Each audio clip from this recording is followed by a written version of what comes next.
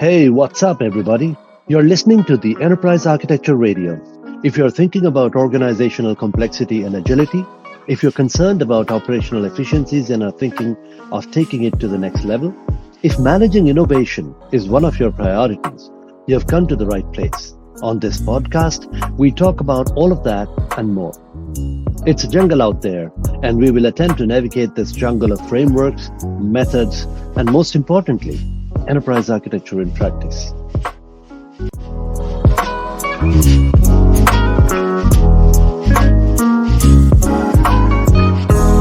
Some of the very interesting questions that I get from time to time is what are the career opportunities of an enterprise architect? What are the job titles that you can get if you are a TOGAF certified enterprise architect? And what is the value proposition? And how can you contribute to the industry as an enterprise architect? A very close friend of mine seems to think that I should not be sharing my story of how I became an enterprise architect on my podcast. And the reason is that the story is a little bit funny and it makes me look not so good. So I was a programmer when I started my career. I started with Java programming and then moved on to .NET programming and then fell in love with Microsoft .NET technologies. I had read a beautiful book called Component Object Model by Don Box, and I somehow developed a liking for all Microsoft technologies. And I also had the ambition to someday work for Microsoft. And I did get the opportunity to work for Microsoft. And then, after a few years there, I got an opportunity to work as an enterprise architect. And this is where it makes me look bad. When I interviewed for that role, I wasn't sure what enterprise architecture meant. I had a very different vision of what enterprise architecture is. I thought an enterprise architect is, well, a software architect who basically designs enterprise applications. And I've talked about this in my first episode. So I interviewed for this role, and interestingly, the interviewer who had interviewed me for this role also had a similar vision. He also thought that an enterprise architect is a senior architect who works on really large enterprise applications. I got through the interview. I got my job as an enterprise architect. And then once I started having discussions with the leadership team about what my role entailed, it turned out that the definition of enterprise architecture was a little bit different. In that organization, which was a financial services organization, by the way, there had been many, many mergers recently. When I joined the organization, just before that, they had gone through a number of mergers and acquisitions and divestitures and what have you. And the entire landscape had become extremely complex. And they had come to realize that because of the extreme complexity, the costs of assets were going up. The operational costs were going up because they were not being able to keep track of where the money is being spent. And they wanted somebody to have a big picture view of everything that we are doing within IT.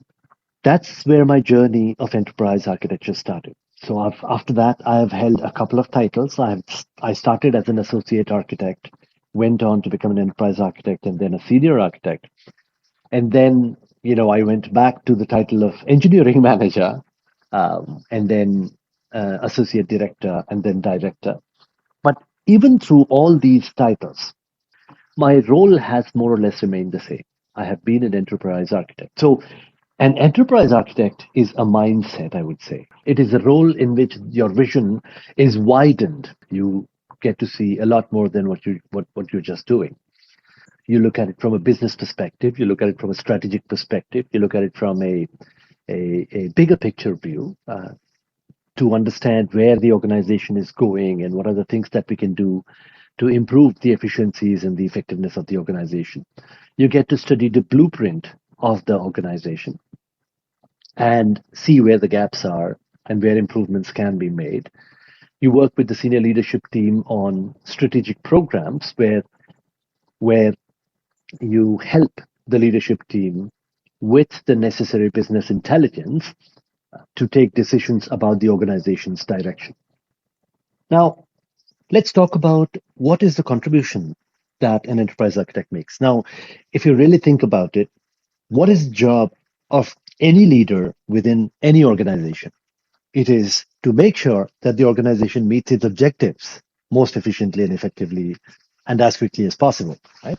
So if it's a healthcare organization and their objective is to provide healthcare to their patients, to their customers in the safest possible way, then the job of any business leader within the organization, whether you're in IT or whether you're in HR or whether you're in, one of the therapeutic areas or what have you, is to be able to do that, to be able to enable the organization to provide good healthcare. If you're a financial services organization, the objective is to provide investment opportunities to your customers in the safest possible way and making a profit while doing that. And again, the job of a business leader, whether you're in HR, IT, or what have you, is to enable the organization to do that, to create good investment opportunities. So if you're in IT, you would probably, and if you're in infrastructure, you'd probably build the most efficient infrastructure for all the applications within the organization that would eventually enable the business stakeholders to use those applications and provide good investment opportunities to their customers. If you're in HR, you hire the best people, you provide the best employee benefits so that those people will eventually provide fantastic investment opportunities for their customers. If you're in, I don't know, transactional banking, for example, then you provide the best, and so on and so forth. So any business leader, no matter which the role is, their primary purpose is to have a bigger picture view about the organization and to enable the organization to achieve its objectives in the best possible manner. Now, as an enterprise architect, what it does is it it elevates you from your current role and gives you a wider view of the organization, about the industry, about various technologies, about the enterprise, and so on, so that you can be an effective business leader. And that is how enterprise architecture helps you in building your career. So when you start thinking about enterprise architecture, don't think about it from the perspective of job titles, right?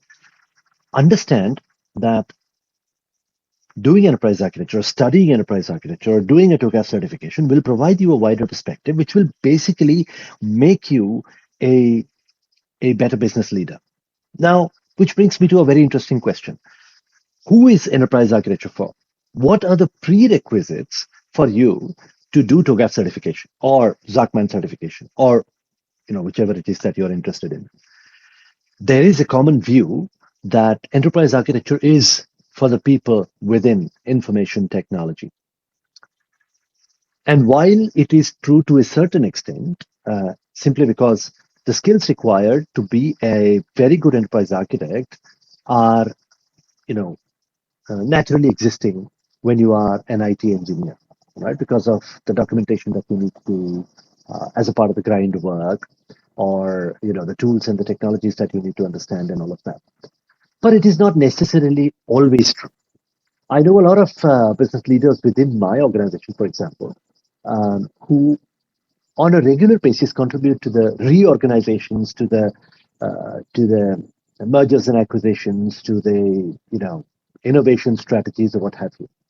And I think that if they would have done a TOGAF certification or a Zachman certification, they would have a more systems thinking view to restructuring the organization. They would look at business capabilities of the organization. They would look at potential futuristic business capabilities of the organization, keep all of those in mind, and design the organization accordingly. From time to time, we see business leaders change, right? And every business leader comes with a different perspective. Some business leaders want the organization to be decentralized so that independent decisions can be taken in the fringes of the organization or at the far ends of the organization. There are other business leaders who want everything to be centralized. They don't want any decisions to be taken anywhere outside, and they want to control all the decisions at the center. I'm not going to take sides. I'm not going to say this is better or that is better. All I'm going to say is that lately we see that organizations go through large structural transformations every 3 to 4 years, because the shelf life of a business leader, whether it's a CIO or a CFO or a CEO for that matter, has reduced to 4 to 5 years, which means that every time a new CEO or a CXO comes in, we see large transformations within the organization. Now, considering all these business leaders, whether or not they are in IT, if they would have done enterprise architecture, the basic tenets of efficiency of the organization would remain the same across multiple leaders. They would understand the core tenets of how the organization can grow and get better over a period of time, right? And a lot of rework could be saved. So, what does enterprise architecture give you? It gives you the strategic, big picture vision that a business leader needs to give direction to the organization and to make it more effective and efficient. And that's how enterprise architecture helps. And that's why I want more and more people, whether you are within IT or whether you are in the business side, to understand the concepts of enterprise architecture, come together as a community and and develop yourself to become better business leaders so that tomorrow when you grow into a more leadership role, you already understand the basic tenets of enterprise architecture. You can contribute better to the organizations, and which eventually contributes to the industry as a whole. That's all I have for you today, folks. I hope you enjoyed the show. More about organizational agility, innovation, and enterprise architecture in the practical world, in the business, right here on the show. But before I end the show, I want you to help me out with this one little thing. Pause the show and share this podcast via WhatsApp or a text message with just one person who might be interested in these topics. It could be anyone, your colleague, your boss, someone in your team. That's all I want. Just one share with one message via text or WhatsApp or what have you. And it would go a long way in supporting us and growing our listener base. Also, please don't forget to follow the podcast. That way, you'll get notified when we publish a new episode. If you want to find out more about us, you can visit us at enterprisearchitectureradio.com. If you have ideas, thoughts, disagreements, please feel free to write to me directly. We also have a Telegram group if you'd like to contribute to the EA discussions or whatever. Just search for Enterprise Architecture Radio on Telegram, or the URL to join the group is https://t.me/Enterprise Architecture Radio. While our contact details are there in the show notes, it's very easy to find us really. Just search for Enterprise Architecture Radio anywhere. Instagram, Twitter, LinkedIn, YouTube, Clubhouse, anywhere. And you'll find a way to get in touch with us. Once again, I hope you had fun, and I'll see you in the next one.